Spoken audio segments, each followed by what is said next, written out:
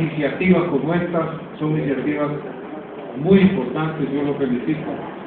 Primera vez que me invitan y que conozco que en una universidad se haga semanas de lectura de libros y que eso incentive la lectura como un mecanismo fundamental para el desarrollo del conocimiento.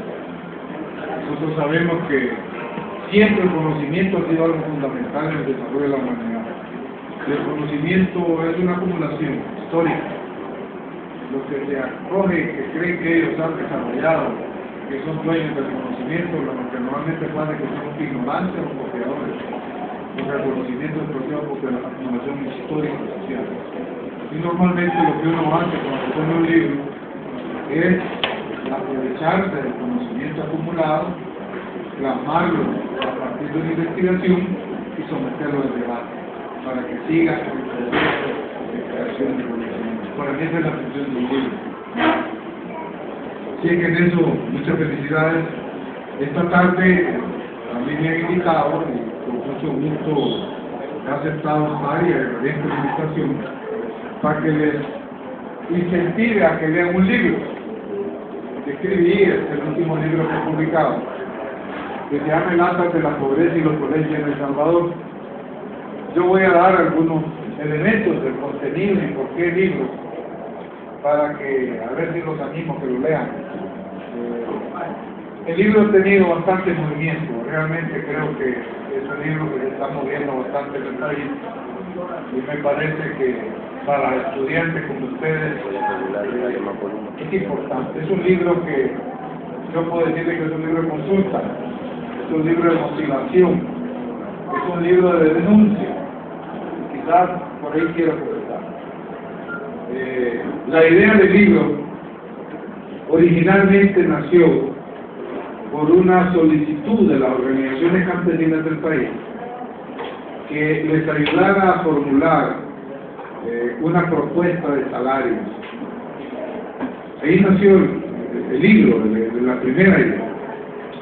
Entonces comenzamos a ver el tema de los ingresos, entonces tuvimos que pasar a ver el tema de la situación de las condiciones de vida de la población, los salarios. De repente nos encontramos que el tema nos fue llevando a la necesidad de una lectura más de fondo.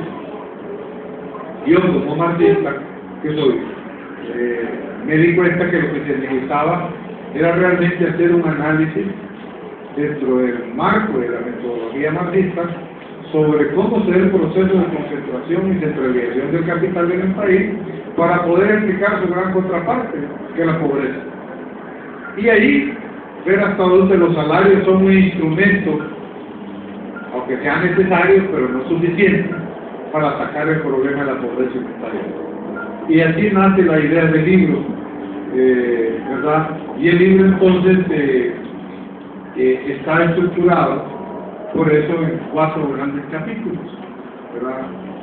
Y partiendo, como les digo, de utilizar la metodología marxista. Realmente este libro, yo puedo decir que es la actualización del primer libro que yo escribí, que fue en 1985, que fue un libro que me publicó la UCA en 1989, creo, 88, no me acuerdo, que se llamó Las cadenas de la agroexportación, las cadenas productivas de la agroexportación, porque yo explico a través de la agroexportación, el café, la caña de azúcar y el algodón, cómo se desarrolló el capitalismo en El Salvador.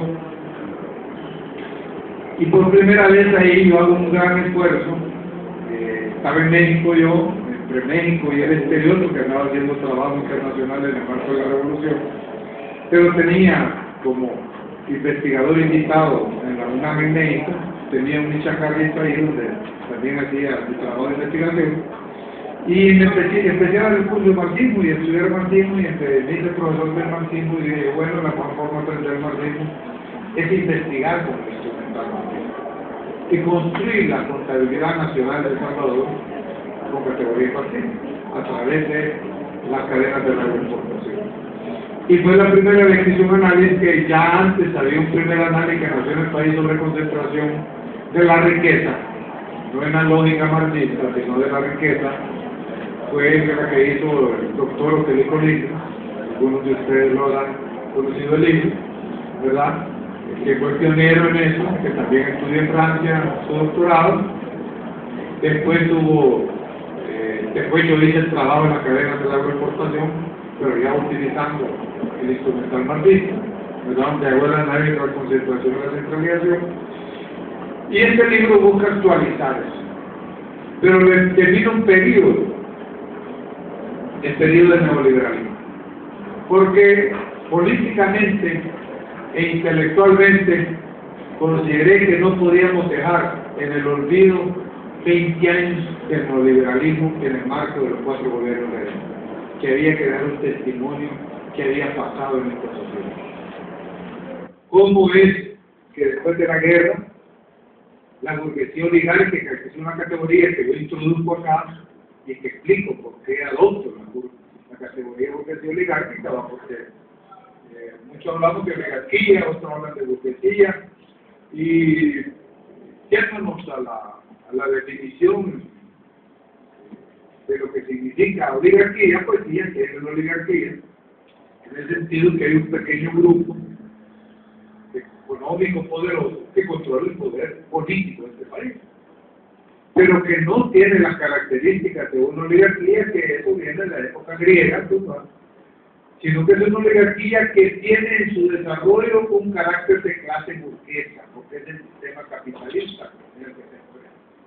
Entonces, el carácter de clase burguesa del poder dominante en una estructura oligárquica es lo que me llega a plantear que para poder acabar con la discusión de que sea oligarquía y burguesía, realmente da, al estudiar el fenómeno sociopolítico, económico del poder en el país, establecer que lo que tenemos es una burguesía oligárquica.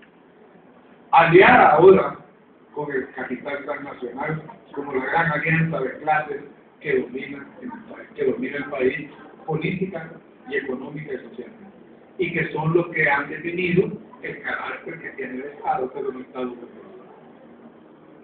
Y eso está ahí explicado como una categoría importante, me parece a mí, en términos de poder explicar cómo se desarrollan las clases sociales de El Salvador, ¿verdad? Entonces, cuento de eso en escena. El libro entra a hacer un análisis en el primer capítulo. ¿Qué pasa después de los acuerdos de paz?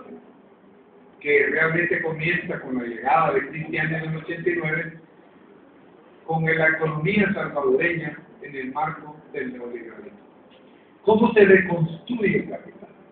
Porque hay lo que Marx llama una revolucionalización del capitalismo.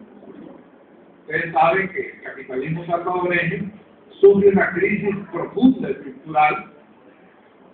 Primero, un agotamiento del modelo agroexportador, ¿verdad? No solo desde el punto de vista económico, sino que también político-social, que termina con la dictadura militar en 1979 y que abre un proceso revolucionario abierto, una lucha político-militar de carácter marxista-leninista y con el establecimiento al final de dos poderes en el país, con su ejército cada uno, ¿verdad? Y que esa época de guerra termina de trastocar el modelo económico